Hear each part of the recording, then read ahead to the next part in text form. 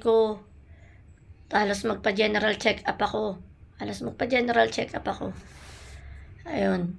So, wala naman din pati kaya na-confirm na acid talaga.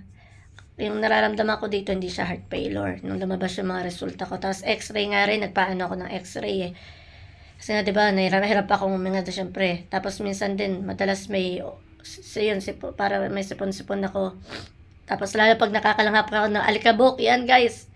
Nakakalanghap ako niyan. As in, nagsisipon agad ako, tapos sakit ng ilong ko, or sipon, ulo. Atching ako niyan.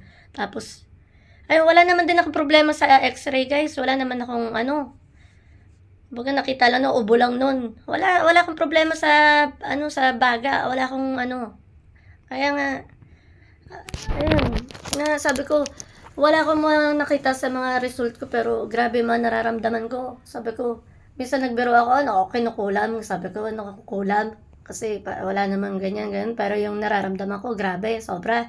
Tapos para ako may cancer pa pag yung tiyan ko tagiliran ng masakit. Diba? Nagbibiro lang sa sarili ko, sabi ko, anong kulang ba to? Pero hindi naman guys. Yun.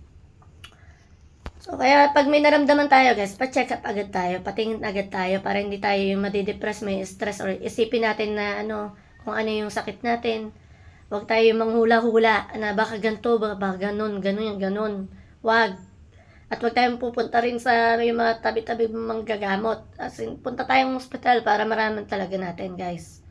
Para malaman natin yung mga nararanasan natin. Kasi iba naman diba pagka yung kulam, iba naman yun eh. So yun, tayo matakot magpa-check up. Tanggalin natin yung salitang takot ako magpa-check up kasi baka malaman ko yung sakit ko. Ganyan, lalo akong Wag ganun guys. Ayoko yung nakakarinig ng ganun salita. Naiinis ako sa tao na takot ako magpa-check up, baka malaman ko. Ganyan, lalo akong hindi. Mas matakot ka pag lumala. Pag pinabayaan mo, doon ka matakot. As in. Kasi wala ka na magagawa pag malala na. Hindi mo na masasabi yung takot ako, ganyan. Hindi mo na masasabi yun. Hindi mo na may babalik yung salitang ganon. Pagka yung malala na. As in, magpa-check up ka hanggat maaga kasi magagawa mo pa ng paraan yan eh. Kahit wala kang pera, magagawa mo ng paraan yan. Basta manalig ka sa taas, magdasal ka, tulungan ka, surrender mo yung problema mo, tulungan ka rin yung gumaling, kung ano yung nararamdaman mo. Surrender mo sa Kanya. Sabi mo, alam ba, hindi mo na talaga kaya. Sabi mo, hindi mo na kaya, Lord. Tulungan niyo po ako, gabayan niyo po ako na masolusyonan ko tong problema na to or itong sakit na to. Pagaling niyo po ako, ganyan. Tulungan niyo ako, ganyan. Gabayan niyo po ako. Dasal kayo. Ginawa ko yan. Talagang as in, malapit naman talaga ako sa taas. Hindi lang halata. Joke lang. Hindi naman, talagang paladasal din naman ako. Hindi lang pa obvious. Hindi naman kailangan ipakita sa iba, diba? Na malapit ka sa taas. So, yun. Nakakaya ko naman yung yan. Tulad yan, diba? At least, hindi ako pinahintulutan na magkaroon ng kung ano-ano. Dahil kala ko may cancer na yung kung ano-ano nararamdaman ko eh. Kung ano-ano pumapasok sa isip ko, nadidepress ako sa mga nararamdaman ko. Niisip ko kung ano-ano. Ayan. So, pagdating ng result, wala naman. So, etong lang talaga, itong acid ko natira. Tapos yung problema ko sa pagdumi. Ang hirap guys, pag dudumi ako, talagang dadasal ako lagi pag nadumi ako. Ang hirap, ang lalaki kasi guys, pasintabi sa mga kumakain.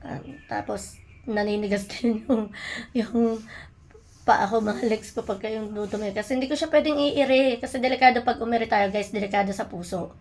Imbes wala tayong sakit sa puso, pwede ka magkaroon nun, pwede ka ma-stroke, pwede kang kailangan yung, as in, dudumi mo siya, yung ramdam mo na siya, nalalabas siya. Yung alam, pag malaki, hirap siyang lumabas eh. So, dinadahan-dahan ko siya, kasi pag pinersa mo siya, delikado lalo yun. Delikado. Tsaka babaliktad pa yung ng pet mo, ng wet po mo. Diba? Delikado sa yun, lalo na sa may mga edad, pag iniri mo, pinilit mong ilabas yung dumi mo, na sobrang laki, or kahit hindi naman siya malaki, basta pinilit mo siya, hindi ka pa naman nadudumi ng sobrang dumi, pinilit mong ilabas, delikado yun. As in, lalo na sa may mga, dyan, senior citizen dyan, bawal yun. Kaya, diba, minsan, yung iba, bigla na lang nawawalan ng nag-CR, inaatake. So, bawal kasi yun. Bawal mong iire. Kahit wala kang problema sa puso, bawal mong iire yung dumi mo na sobrang ire. Kailangan mo siyang tulungan dahan-dahan. Inhale, exhale ka, inom ka maraming tubig, or kain ka ng mga prutas tulad ng mga cucumber, makakatulong sa pagdumi. Ayun, pineapple juice. Pineapple kung wala ka namang acid na or avocado, yan, maganda yan, makakaginawa ka sa pagdumi dyan. Yan. So yun, ang payo ko guys, pati sa mga kababaihan yung tungkol din sa OB, sa ating mga matres, sa ating vagina, magpa-check up tayo kahit every 6 months para malaman natin kung may healthy pa ba yung vagina, loob ng vagina natin or mattress natin. Diba? Huwag tayo manghinayang sa gastos. Ang gastos ko nun sa transvaginal ultrasound is 700 plus yung pangalawa kasi doon ako sa talagang doktor, sa private clinic na doktor ng pangalawa. Nung una, sa iba ako nagpa-transvaginal ultrasound. Wala namang magbabasa kasi doon nung time na yun, wala magbabasa na doktor ng result. So, doon naman, 900 plus doon. So, syempre, kailangan may nakaredy rin tayo na pagka naresetahan tayo, bago may result, meron tayong pero gawin natin ng paraan. Nagastos ko, mas malang gamot, libo as in libo sa gamot, guys. Nakagastos din ako lahat-lahat ng mga kasama sa pagpapabasa is tapos yung pap smear, sama natin pap smear. Kulang 5,000 yung gamot ko sa vagina, sa sa ovarian cyst. Kulang 5,000. Tapos yung 8 plus, tapos pap smear. Naka 10 plus ako. Ayun.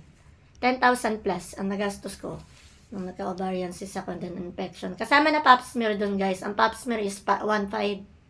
So, magbabayad ka pa ng So, balik ko lang 11 ang nagastos ko. So, 11K. Kulang 11K kasi 10 plus. Kasi may bayad yung yung check-up sa doktor. Siyempre, private clinic tayo. Private yun yun. Kasama na pap smear doon. Para malaman mo nga kung may infection ka. Hindi lang transvaginal ultrasound ang gagawin mo. Pati pap smear. Para malaman mo kung talagang may infection ka na. Lalo pag nakaramdam tayo ng kati-kati. Kasi, nagmumula ang kati-kati, di ba dun sa infection, hindi ka kakatingin kung wala kang infection. Kasi nasa loob ang infection Ayun, nararanasan ko yung kati-kati, di ba? Nagkakati-kati na ako, tapos minsan may discharge ako na lumalabas. Pero hindi naman siya nakakahawa yung infection na yun. Ayun. Yun, pati sa katawan natin, kung ano yung nararamdaman natin, pa-check up natin agad, guys. Punta tayo agad ng doctors, ng hospital. Para masiguro natin na hindi malala or wala talaga as in.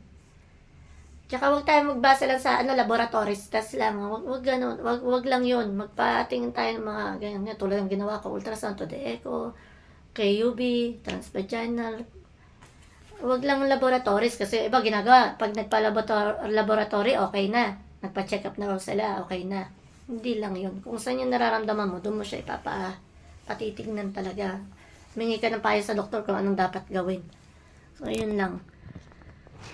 Ayan. So, hanggang ngayon, itong GERD ko or acid reflux, hindi ko alam po hanggang kailan pa, guys. Kasi talagang, syempre, minsan hindi natin maiwasan na makakain ng bawal. Lalo na kung minsan, yung bilihan, wala kang mabilan ng matinong ulam or wala syempre, nakakakain tayo minsan yung may mantika kahit na ayoko naman talaga. As in. Ayan. Disiplina kailangan, guys. So, yun lang, guys. Sana na hindi kayo na-boring dito sa vlog ko na to. Kasi sobrang haba, guys. Kasi ito na yung pinakamahabang vlog ko. So, ayan. Ayan.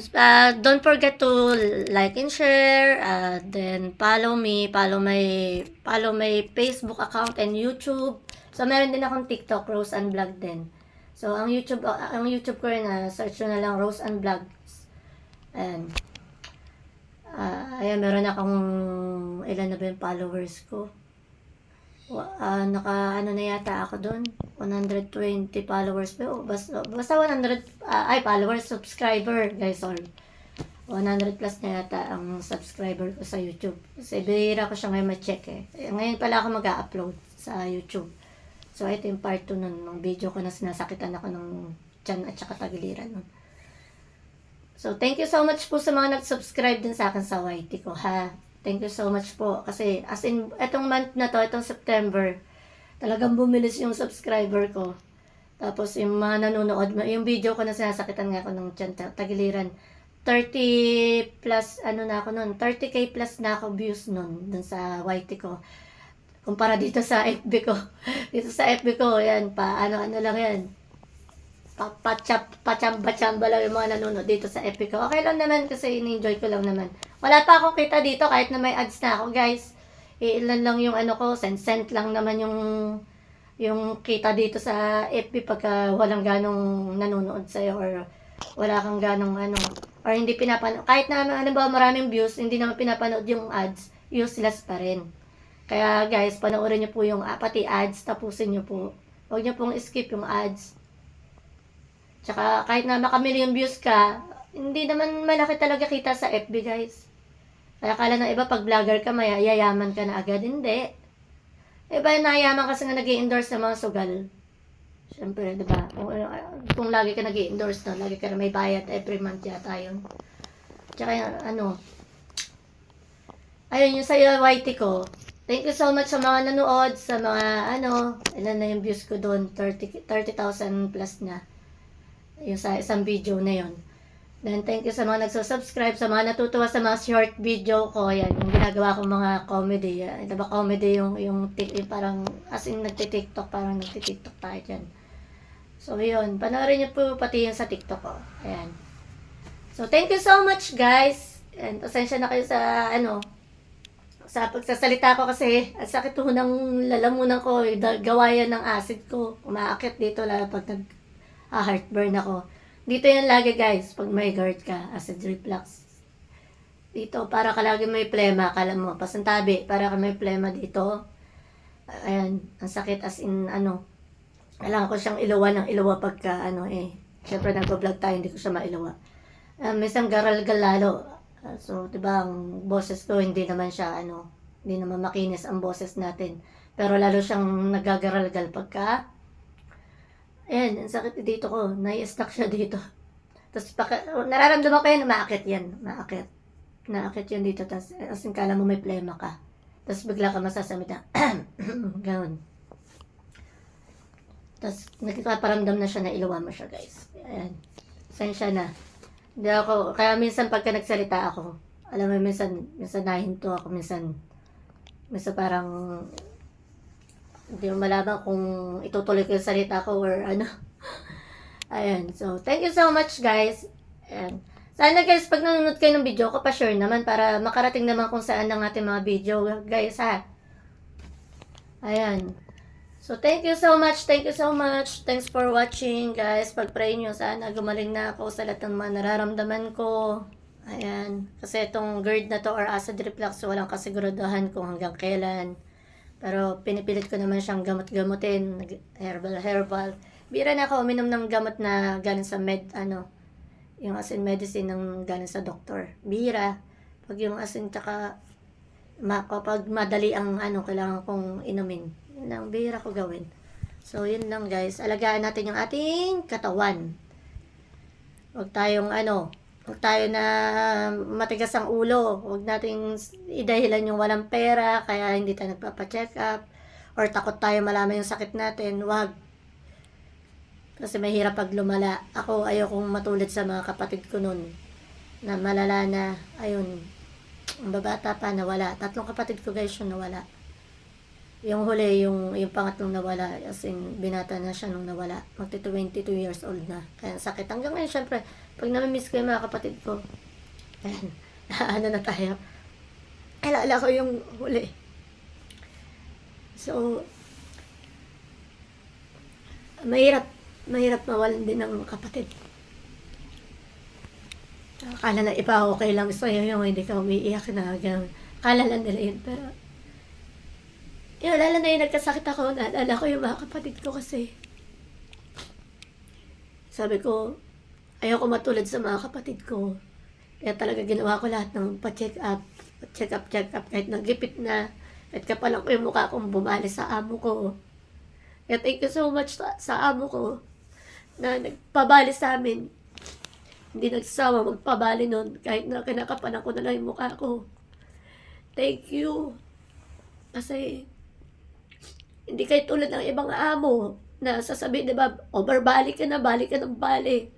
Pero tong amo ko, si Sir Jun Sibilia, maraming salamat. Kasi, yun, tinulungan nyo kami sa oras sa pangailangan siyan. Pag nabali ako tungkol sa health issue namin. Lalo na yung mga bata pag na-hospital noon. And babe, nababalik kami, hindi pa naman hanggang ngayon sinisingil ni boss. Kaya maraming salamat po kasi talaga hindi na kami inobligang bayaran agad yung binali namin. Hindi ko alam kung pababayaran pa niya o ano kasi hindi kami kinakaltasan eh. So thank you so much. Maraming salamat po sa inyo at sana lahat ng amo katulad yun na yung hindi nang gigipit ng trabador. So yun. Yun nga guys, tungkol sa mga kapatid ko, yun nga, ayoko matulad sa kanila na walang nagawa yung kasi, yun na, malala na nga. As yung isa may sakit, may depression sa puso. Yung isa naman namatay sa leukemia. Ayun, halos tumira kami sa PGH noon, bata pa kami, as in, mababait yung mga doktor doon, pinapayagan kami noon na magbantay ng kapatid ko yung sumunod sa akin, babae rin. Minsan kami madalas maiwan sa hospital sa PGH. May leukemia yung kapatid ko. Acute na noong nalaman. So, tinaga pa rin namin i-hospital yun. Ang babait na mga doktor yan. Sila Dr. Leana Joyo Chongchan, tandang-tanda ko kasi babait nga nila. Sila Doc Javier. Bata pa kami noon, as in 13 years old yata ako, magte-13. And thank you so much po noon sa yan. Inalagaan nila kami noon, lalo pag wala yung nanay namin doon. Pag naghahagilap ng pera. Or pinupunta yung iba namin kapatid. Kasi may kapatid pa kami naiiwan doon sa bahay. 5 kasi kami. Doon sa Quezon City. So, yun. Ang hirap. Ang hirap pagka lalo ng pamilya mo may sakit. So, kaya ako ginawa ko lahat ng pates. Kasi ayoko matulad. Ayoko, sabi ko nga, dadalawa na lang kami magkapatid. 3 yung nawala eh. So, ayoko matulad kami doon. Ayokong maubos kami magkakapatid. Diba? 2 na lang kami. Muntik na kami nung nanganganak kami. Kami magkapatid. Muntik na rin yung kapatid ko. So, sa awa ng Diyos, and nililigtas kami lagi ni God. Pray lang talaga. So, thank you so much, oh. Thank you so much sa mga nanood nitong video na to. Kaya kayo, huwag matitigas ang ulo nyo. Pag pa-check up kayo. Kasi pag lumala yan, wala na kayong magagawa dyan pag malala na as in acute na. Diba? So, thank you so much guys sa panonood nyo. Buti nga, kaya ako, di ba yung bukol ko sa ovarian, kahit hindi siya cancer, at least naagapan siya. Kasi pag lumaki naman yun, doon na siya o-operahin kung pinabayaan ko, kung lumaki. Hindi, alam ba, pinabayaan ko ng pinabayaan. Lalaki ng lalaki guys, kahit sabihin hindi siya cancerous, lalaki tiyan ko. As in, lalaki yung tiyan ko. Kasi, tapos mas titindi yung sakit nun nung sinusumpong ako nun, hindi pa ako nagpapatingin sa ovarian cyst ko. Kasi hindi na ako nakakatulog. Minsan diretso siya 1 week, 2 weeks. Ang sakit-sakit niya guys. Tinitiis ko lang yan. Kasi nga syempre may trabaho rin. Tinitiis ko yan. Kinikilos ko na lang yan. Pero pagdating ng gabi, halos hindi na ako makatulog magdamag. Pa-idlip na lang. Umaga na ako nakaka-idlip. Idlip lang. Pa-idlip. Ayan. Kasi kung pinabayaan ko siya, lalaki yan. Mas lalong magastos. Sana ako agilap ng pampa-opera. Hindi naman kailangan iasa ko lahat sa amo ko, di ba? Hindi naman kailangan samanpalahin natin yung amo porkit mabait. Ayun, inagapan ko siya. Nagawa pa siya malusaw ng gamot. Kasi, tsaka ayoko talaga yung opera-opera. Hindi nga ako nagpapasesarian pagka nanganganak eh. Lalo ang malaman ng cesarean, tsaka mas delikado cesarean kaysa yung manganganak ka. Diba? Sa cesarean, indahin mo pa yung sakit ng likod mo niyan pagka tapos yung hiwa mo sa mo, sa tiyan mo. Kaya ngayon, yun nga, Kumbaga hindi nga ako nagpapasasarin, yung pa kayang sis ko pababayaan para ma-opera, hindi. Thankful ako kasi nalusaw pa siya ng gamot. Thank you so much po. Then thank you rin sa doctors na tumingin sa akin. So yun lang. Kasi yun sa mattress ko, sa mattress ko sabi malaki daw, sabi doon sa nag-diagnose. Sabi naman ng obigay ni doctors ko, normal lang daw yon. Kasi depende nga doon sa line ng mattress mo pag nagme-menstruation ka or kailan natapos yung menstruation mo. So yun. Thank you so much guys. Thanks for watching. Napaiyak tuloy tayo guys. At na yung pinakamahabang vlogs natin. So, pasensya na sa boses ko, sa pagsasalita ko. Thank you so much. God bless all. God bless you all. Yan. Ay, may sabit. Nakasabit. Kita-kita yung tuwalya ng anak ko. So, thank you so much, guys. Paki-subscribe na rin po yung YouTube ko, Rose Ann Vlogs. And then, may TikTok din po ako. Thank you so much.